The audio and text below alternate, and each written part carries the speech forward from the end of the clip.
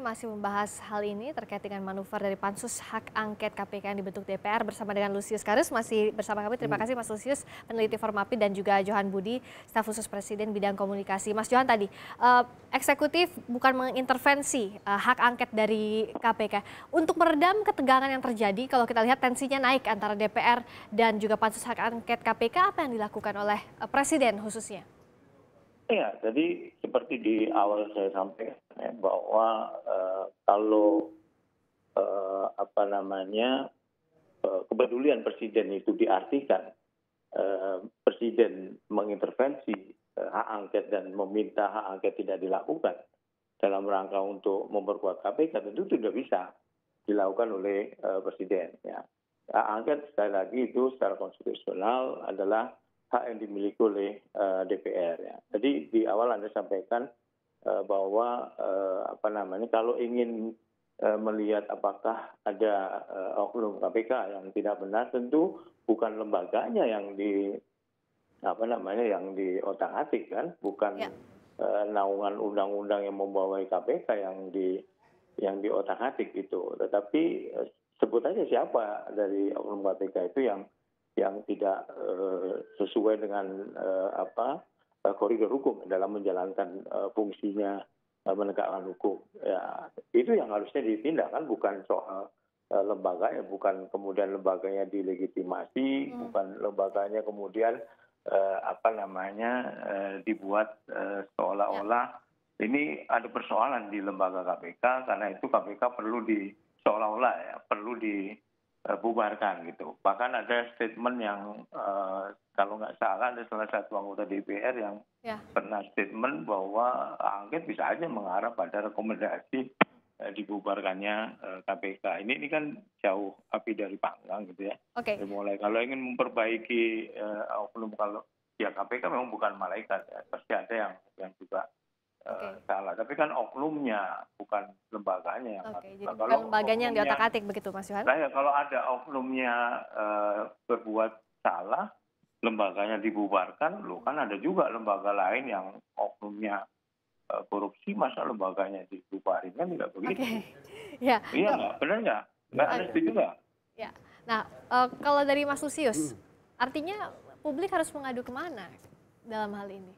Saya kira publik sudah mengambil bagian untuk berpartisipasi untuk menunjukkan sikap tegasnya terhadap pansus angket KPK ini. Gitu ya. Dan saya kira sikap seperti ini asal secara konsisten diperlihatkan, itu juga punya pengaruh gitu. Memang saya kira betul bahwa presiden tidak punya ruang yang cukup leluasa untuk katakanlah mengintervensi gitu. Karena tadi seperti yang dijelaskan, ini antara eksekutif dengan legislatif sudah punya ruang yang berbeda gitu ya. Tapi saya kira tekanan publik bukan tidak mungkin bisa menghentikan langkah DPR gitu ya dalam pansus angket ini. Dan semakin lama saya kira sudah semakin banyak elemen masyarakat sipil maupun dari kampus yang menunjukkan sikapnya. Tadi kita mendengar atau menyaksikan ada kelompok mahasiswa yang sudah datang menyampaikan aspirasinya di DPR, walaupun di sana ada masalah sehingga rapat kemudian dihentikan di tengah jalan. Saya kira sebagai wakil rakyat, memang rakyatlah yang harus menunjukkan sikapnya terhadap DPR dan menunjukkan perlawanan atau protesnya terhadap apa yang sesungguhnya dijalankan oleh DPR, tapi bukan aspirasi publik. Gitu ya. Mas Lusius melihat apakah masyarakat sudah dalam tahap gerah soal manuver pansus angket KPK ini? Saya kira iya, sejak awal kita melihat jelas sekali bagaimana motivasi awal DPR dalam membentuk pansus angket KPK gini. Dan pada saat yang sama publik sebenarnya sudah bersuara dan sudah lebih jauh bisa melihat apa sesungguhnya yang ingin dituju oleh DPR melalui hak angket ini gitu ya. Dan kegerahan terhadap DPR ini bukan hanya soal pansus angket KPK ini. Ini sudah berlangsung sejak DPR, bahkan sejak periode-periode sebelumnya. Dalam hal kinerja maupun dalam berbagai kasus korupsi yang melibatkan anggota DPR. Semuanya itu terakumulasi saya kira ya dalam benak publik. Dan itu yang membuat kemudian kegerahan terhadap DPR ini setiap saat bisa dipicu oleh langkah-langkah DPR sendiri, termasuk dengan apa yang mereka lakukan sekarang dengan membentuk pansus angket KPK ini. ada banyak elemen masyarakat yang memberikan dukungan, juga memberikan masukan atau menyampaikan pendapatnya, tidak hanya kepada berbagai lembaga swadaya masyarakat, LSM, tapi juga sampai ke Istana. Mas Johan, yang Istana tangkap hingga saat ini, apa saja sih rangkuman dari keluh kesah masyarakat yang diterima soal adanya pansus angket KPK dan soal apakah movement ini merupakan pelemahan atau penguatan KPK, Mas Johan? Ya, saya kira publik sudah kita lihat ya, Pak, mulai bergerak ya.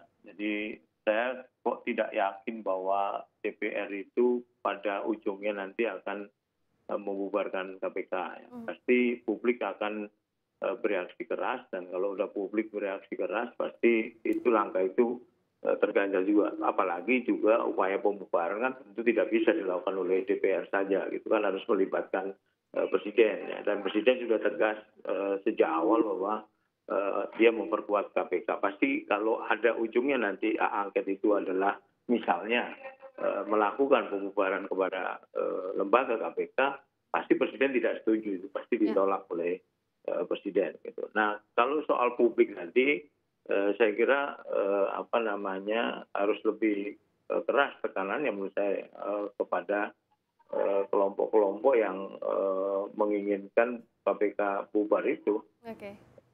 Jadi artinya publik di sini peran aktifnya untuk memberikan masukan untuk mengawasi ini dinantikan betul, Mas Johan? Menurut saya dari perjalanan cukup kami KPK itu yang Mas Johan, mohon maaf sedikit terganggu suara dari Mas Johan, penerimaan di kami juga Mas Lusius. Kita akan lanjutkan lagi perbincangannya berikutnya soal bagaimana publik mengawasi. Karena langkah pansus hak angket KPK DPR ini kan masih terus berjalan. Di mana peran besar publik untuk mengawasi ini agar benar-benar komitmen pemberantasan korupsi ini tidak untuk melemahkan KPK, tapi sama-sama memperkuat pemberantasan korupsi. Kita akan bahas ini di Kompas Malam, tetap bersama kami.